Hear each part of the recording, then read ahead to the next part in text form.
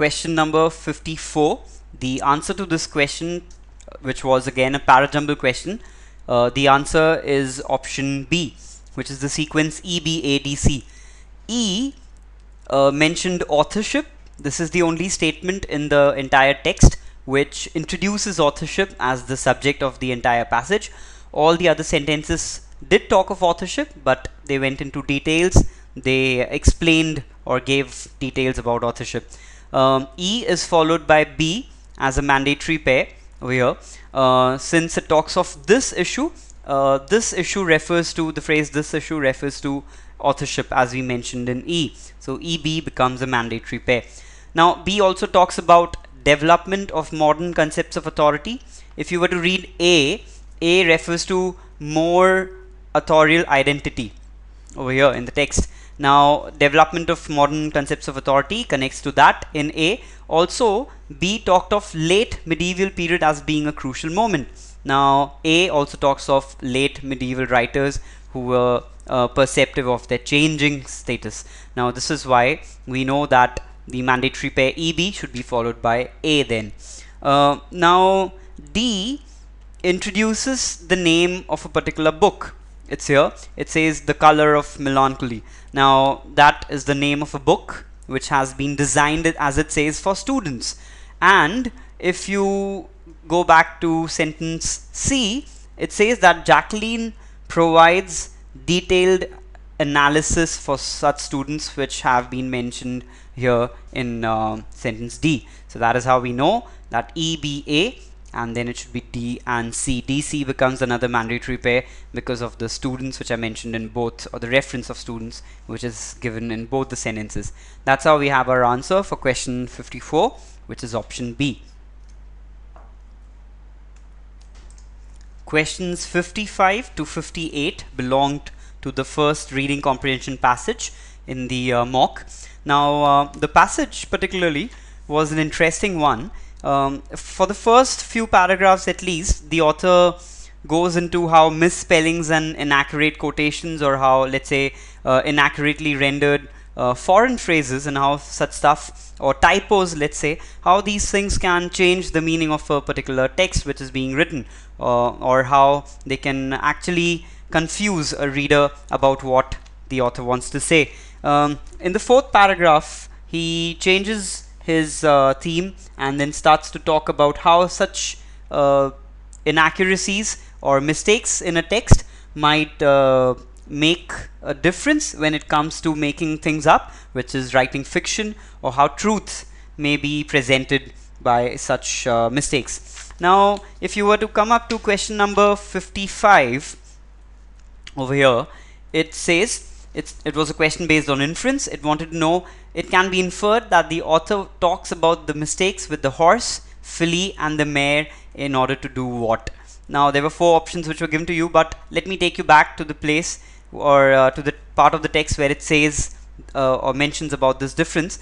Now over here, as you can see, let me mark this area for you. It says I could have her become a filly, the same mare or the horse that the author has mentioned initially in the passage might change into a mare, a pony or a filly.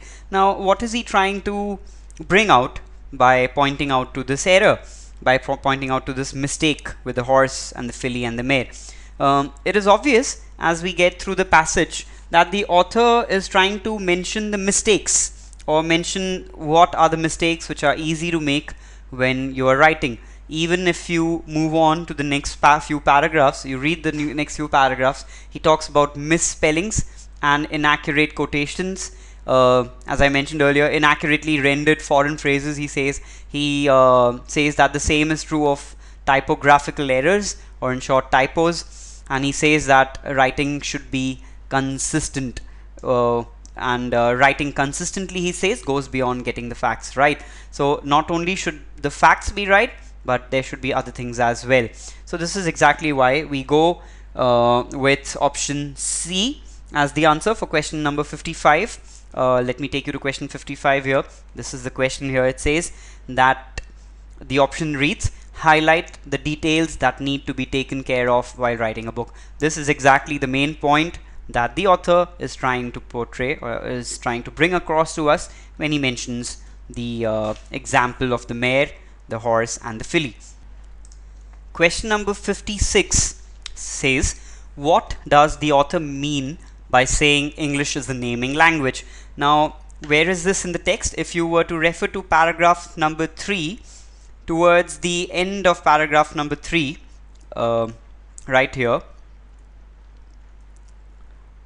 it says, let me point you out to the place in the text. It's over here. See, now the end of paragraph number 3 says that English is a naming language and that its power derives from nouns. This very easily points us out to the answer. If I were to take you back to the question here, the options are: English is most conducive to indulging in name calling. Now that's name calling is a different thing. This is not mentioned with reference to this line. It says English derives its power from nouns, from names. This we know is the answer. We can come up to this answer by reading that part of the text, which is paragraph number 3 and the area surrounding it, because if you were to go back to that particular part, as it says here, I've marked this for you. It says adverbs are hills I must climb to get to my destination. Adjectives are furniture blocking my way. English is a naming language. It says its power derives from the nouns, which make it such a powerful or naming language. And this is exactly why we go with option B for question number 56. Question number 57. This is question number 57 in front of you. It says, which of the following is the author of the passage most likely to agree with? It was a fact-based question. The answer to this question is option C, which is that lies can be more troublesome than truth. Now, how do we come up to this question? Which part of the text supports this option? If you come up to paragraph number 4, over here, it talks of truth and lies. Now, I should say that the answer was there in front of your nose, since here in paragraph number 4, it says the truth is obvious, self-evident.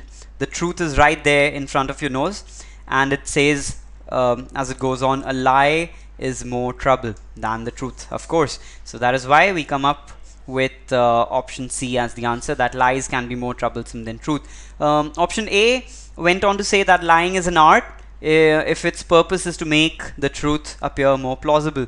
This, of course, is not mentioned in the passage. Also, that's the same with option B, which says that art deals with truth in a different manner, and sometimes this might appear as lying. No, again, this is not something that the author is saying. And D, of course, is entirely false, since it says that truth opposes lies and art is a lie. No, that is not what we are looking for as the answer. So the answer again for question number 57, which was an easy question, is option C. In question number 58, the question reads, it can be inferred that fiction. Now, if you were to pay attention to the options read, or option A reads, tries to convince the reader of the veracity of the content, tries to interest the reader who knows that fiction is a lie.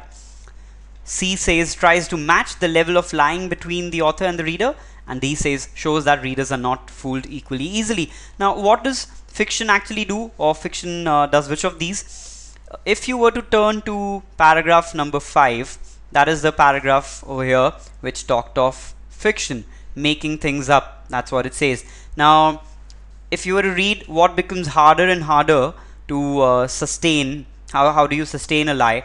It says that it is harder to sustain that lie or whichever story that you have made up. It's harder still, or even harder, to continue to sustain the belief with your reader.